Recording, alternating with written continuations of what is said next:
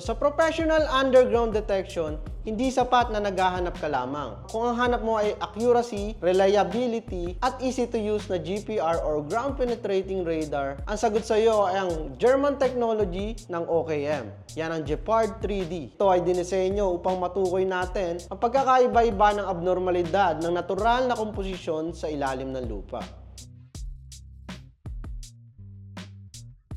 Pwede itong umabot up to 40 meters yung kanyang penetration. Depende sa soil condition.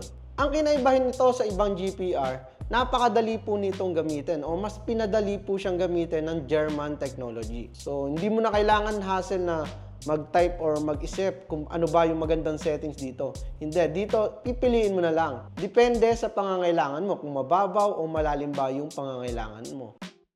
So, ang working frequency po nito is 60 MHz up to 300 MHz. So, yung 60 MHz, yun po yung pinakamalalim sa lahat. At yung 300 MHz, yun po yung pinakamababaw at pinakamagandang resolution sa kanya. So, ang Gepard 3D ay isang pang-professional na ground penetrating radar na gumagamit ng 2D at 3D detection.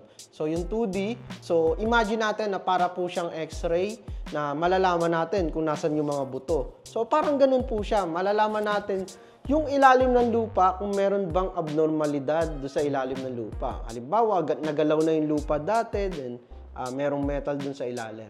So, ganun po yung 2D. Pero ang kagandahan dito, kahit hindi ka po marunong mag-interpret, so meron po siyang 3D. Via color coding, malalaman mo kung nasan na yung target. So, nasan yung scan, then madaling i-present sa mga customer or yung mga client nyo dahil sa 3D ng OKM. So, meron din po itong GPS. So, malalaman nyo yung exact location nung pinagdetekan nyo.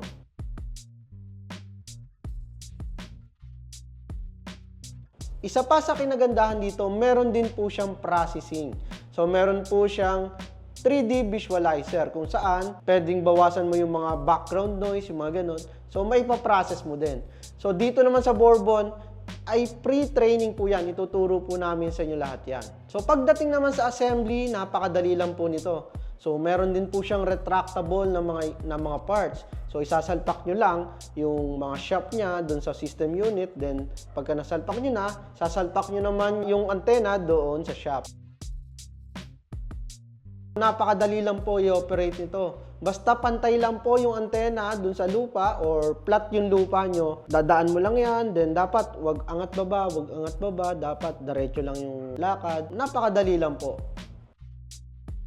Ang kagandahan kasi sa mga GPR, so 100% po kasi madedetect natin yung mga metals. Lalo-lalo na po kung kayo po ay mga treasure hunter. So napakalakas po ng reflection ng mga metal sa GPR. So 100% magre-reflect po yan. So depende na lang po sa mga operator kung tama ba yung pag-interpret doon sa target. Detect smarter, not harder. Yan po yung isang napakahalagang salita pagdating sa treasure hunting. Isipin mo, maghuhukay na lang ba tayo palagi? So, dapat alam na natin yung huhukayin natin bago tayo magsimula ng operation. So, pag kayo po ay naging GPR users, sinasabi ko sa inyo, para po kayong superhero. So, nakikita nyo yung nasa ilalim. So, napakadali pong gamitin ito, lalo na kung magpo-focus po kayo. Yung Gepard, kung kayo po ay baguhan, ito po yung stepping stone nyo bago po kayo mag-proceed sa mga matataas na specs or yung mahirap i-adjust na parameters optimization. So yan, testing natin ng Gecko GCB300. So dito meron tayong Colbert pagdating sa 5 meters. Kalere, ayun yung pinaka-kanal. Yan ang katapat niya.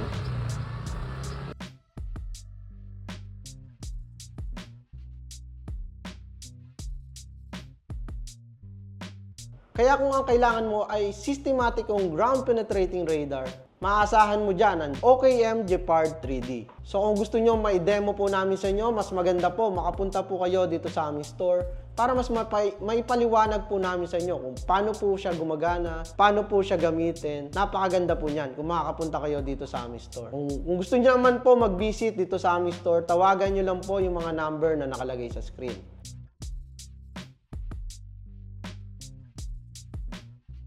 So ako nga pala si Raven, isang sales representative and product specialist dito sa Bourbon Electronica.